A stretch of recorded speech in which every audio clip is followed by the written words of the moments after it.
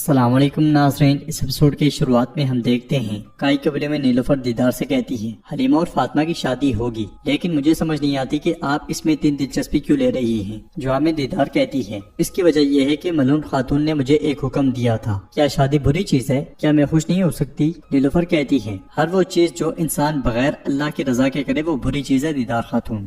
جواباً دیدار کہتی ہے آپ ٹھیک کہتی ہیں، آپ مختلف خون رکھتی ہیں، آپ کے اپنے قوانین ہیں، جتنے بھی سال گزر جائیں آپ ہمیں کبھی نہیں سمجھ پائیں گی، لیکن مجھے لگتا ہے کہ آپ کو لڑکیوں کے ذہنوں میں یہ خیال نہیں ڈالنا چاہیے اور انہیں وہ مواقع چھوڑنے پہ مجبور نہ کریں جو ان کے انتظار میں ہیں۔ نیلوفر کہتی ہے اگر وہ نہ چاہیں تو کوئی ان کی شادی نہیں کروا سکتا۔ دیدار کہتی ہے کیا آپ کو لگتا ہے کہ آپ ان کی ماں ہیں نیلوفر خاتون؟ تو نیلوفر کہتی ہے اگرچہ میں ان کی ماں نہیں ہوں لیکن وہ میرے لیے بہنوں سے بڑھ کر ہیں، میں کبھی کسی کو انہیں دکھی نہیں کرنے دوں گی، چاہے وہ کوئی بھی ہو، میں اس کے خلاف کھڑی ہوں گی۔ یہ کہتے ساتھ ہی نیلوفر چلی جاتی ہے۔ ادھر ہم دیکھتے ہیں کہ رات کے وقت اورحان نے اپنے ساتھیوں کے ساتھ ساحل سمندر پہ گات لگائی ہوتی ہے کہ اسی لمحے انہیں بحری جہاز آتے ہوئے دکھائی دیتے ہیں۔ خلیل کہتا ہے حضور کم از کم 15 جہاز ہیں، تو اورحان کہتا ہے اگر کوئی فوج بھی یہاں آئے تو صرف موت ہی ان کا استقبال کرے گی، سپاہیوں کو اطلاع دو جب فوجی زمین پہ قدم رکھیں گے تو ہم حملہ کریں گے۔ اسی لمحے حلیمہ وہاں پہنچتی ہے اور کہتی ہے بھائی مجھے آپ بلانا بھول گئے تھے۔ اورحان اس سے کہتا ہے اگر میں بھول بھی جاؤں تو کیا فرق پڑتا ہے، تم ہمیشہ آ کر مجھے ڈھونڈ لیتی ہو، تم نے اچھا کیا، ہم جتنے زیادہ ہوں اتنا بہتر ہے، صبح بڑی جنگ ہوگی۔ رات سے صبح ہو جاتی ہے اور ہم کائی قبیلے میں دیکھتے ہیں کہ عثمان صاحب ملعون خاتون سے کہتے ہیں وہ حتیٰ کہ قرارگاہ بھی نہیں گیا، ہم نہیں جانتے کہ وہ کہاں ہے اور کیا کر رہا ہے۔ تو ملعون خاتون کہتی ہیں عثمان ضرور کوئی وضاحت ہوگی، مجھے اورحان پہ بھروسہ ہے۔ عثمان صاحب آگے بڑھتے ہوئے کہتے ہیں ان کا کہنا ہے کہ وہ قبیلے سے ناکامی کے بعد بھاگ گیا ہے، وہ لوگوں کو ہمارے پیچھے باتیں کرنے کا موقع دے رہا ہے، کیا تمہیں لگتا ہے کہ میں افواہیں نہیں سنتا ملعون؟ تو ملعون خاتون کہتی ہے فکر نہ کریں، اورحان جرگے میں ضرور شرکت کرے گا۔ ادھر ہم دیکھتے ہیں کہ بحری جہاز سمندر کے کنارے پہنچنے کے بہت قریب ہوتے ہیں۔ سمندر کے کنارے بازنطینی سپاہیوں میں کچھ اورحان کے سپاہی بھی گھسے ہوتے ہیں جو بارود ایک طرف اکٹھا کر کے رکھ دیتے ہیں اور جب انہیں موقع ملتا ہے وہ زمین پہ بارود گراتے ہیں۔ بارود صحیح طرح سے پھیل جانے کے بعد وہ موقع دیکھتے ہیں اور آگ بارود پہ گرا دیتے ہیں جس کی وجہ سے وہاں زوردار دھماکے ہوتے ہیں۔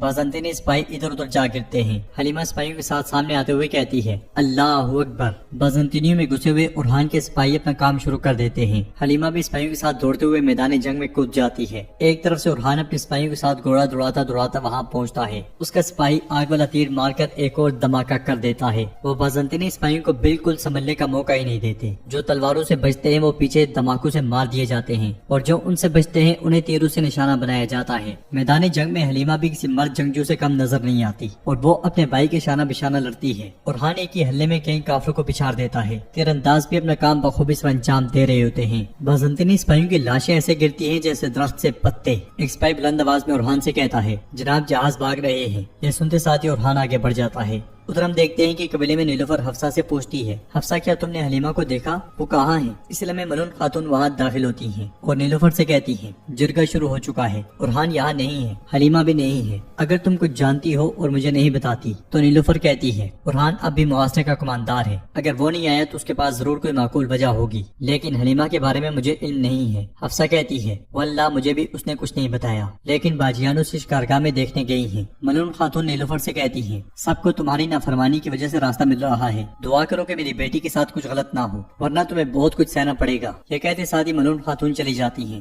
دوسرے خیمے میں دیدار گونجا سے کہتی ہے علاؤالدین اور تمہاری محبت کی عظمت کو پورا جہان جانتا ہے، میرے لیے بھی میری نظروں میں بھی تم دونوں قیمتی ہو۔ گونجا کہتی ہے دیدار خاتون شکریہ، لیکن میں دیکھ رہی ہوں کہ آپ کچھ کہنا چاہتی ہیں، جو کہنا ہے کھل کے کہیں۔ دیدار کہتی ہے میری بیٹی ملعون خاتون نے مجھے علاؤالدین کو اولاد دینے والی خاتون ڈھونڈنے کا کہا ہے۔ یہ سن کے گونجا کو بہت دکھ ہوتا ہے، وہ لڑکھڑا جاتی ہے اور پوچھتی ہے آپ کیا بات کر رہی ہیں؟ دیدار کہتی ہے مجھے بے چینی ہوئی، میں ملعون کو بھی نہ نہیں کہہ سکی، لیکن میں تمہاری پیٹ پیچھے بھی ایسا نہیں کرنا چاہتی تھی۔ گونجا گرتے گرتے خود کو سہارا دیتی ہے اور بیٹھ جاتی ہے۔ دیدار اس کے پاس بیٹھتے ہوئے کہتی ہے تم اور علاؤالدین میرے لیے الگ ہو، میں انہیں تمہیں اور تمہاری محبت کو دور کرنے کی اجازت نہیں دوں گی، لیکن میں بھی تم سے ایک مدد چاہتی ہوں۔ گونجا پوچھتی ہے کیا؟ تو دیدار کہتی ہے میرا بیٹا اندھے پیار میں پڑ گیا ہے، وہ فاطمہ خاتون سے محبت کرتا ہے، تم میرے بیٹے کا گھر بسانے میں مدد کرو، میں بھی تمہارا آشیانہ بچاؤں گی۔ یہ سنتے ساتھ ہی گونجا سوچ میں پڑ جاتی ہے۔ ادھر دیوان لگا ہوتا ہے اور عثمان صاحب کی نظریں مسلسل دروازے پہ ہوتی ہیں، وہ بہت زیادہ غصے میں دکھائی دیتے ہیں۔ سب کی نظروں میں اورحان کے بارے میں سوالات ہوتے ہیں۔ شہنشاہ علاؤالدین سے پوچھتا ہے کیا آپ کو خبر ہے علاؤالدین بے؟ اورحان صاحب کہاں ہیں؟ علاؤالدین کہتا ہے کل سے وہ کہاں ہیں